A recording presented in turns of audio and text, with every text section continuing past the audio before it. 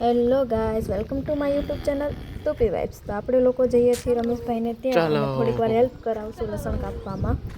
ચલો, તો અમે લોકો ત્રણેય જઈએ છીએ ત્યાં હેલ્પમાં. તો તમે જોઈ શકો છો અને આગળ જતાં તમને વિડીયોમાં ખેડૂતની વેદનાની ખબર પડશે, કેટલી મહેનત કરે છે ને કઈ રીતે લસણ કરે છે. અને જો વરસાદને એવું આવે તો પાક કેટલો નિષ્ફળ જાય છે ને કેટલું બગડે છે એ તમે પણ આગળ વરસાદની આગાહી હતી એટલે તે દિવસે મજૂર પણ બોલાવ્યા હતા.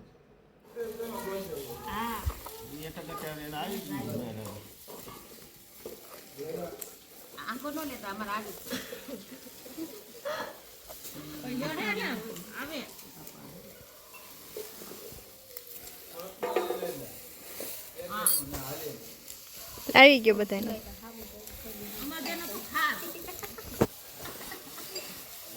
પોપટ છે, પોપટને લઈ લીધું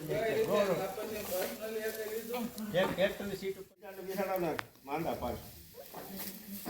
હું રમેશભાઈ કાંઈ કેવું છે તમારે? શું કેવું આમાં? શું કેવું હવે તો આ વરસાદ હવે હારો હાર તૈયાર થયો છે અને હારો લહણ તૈયાર થયું છે. હા, વરસાદ આવી જાય તો આ બધું બગાડ નાખે ને. આ બગાડી નાખે ને, આમાં કાંઈ ન રહે. આને ઢોરને ખવડાવી દેવાનું, પૂરો થઈ ગયો. આમાં ગયા લેતા ગયા મજૂર કરીને આપણે કામ કરાવવું પડે મજૂરને તો આ પરાયણે ભાઈ મજૂરે નથી આવતા કોઈ વાત.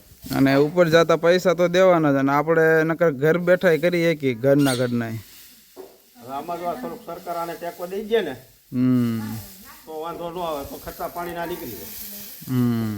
નકર આજે આમાં તો ઘરના જાય, જો આ બજાર નો થાય. જગતનો તાત એટલે ખેડૂત. હવે વરસાદની આગાહી છે અને આ બધાને લસણ ને કોઈકને તૂર ને ધાણા ને બધું ખેડૂતોને ઘરે પડ્યું છે.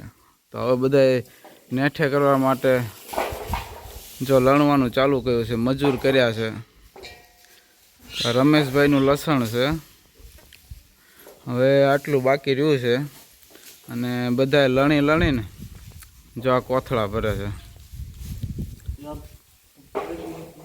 જો આ લસણ ખેડૂતોને માવઠું થાય એટલે આ બધો પાક મહેનત કરેલો નિષ્ફળ જાય એવું ગણવાનું. બધો પાક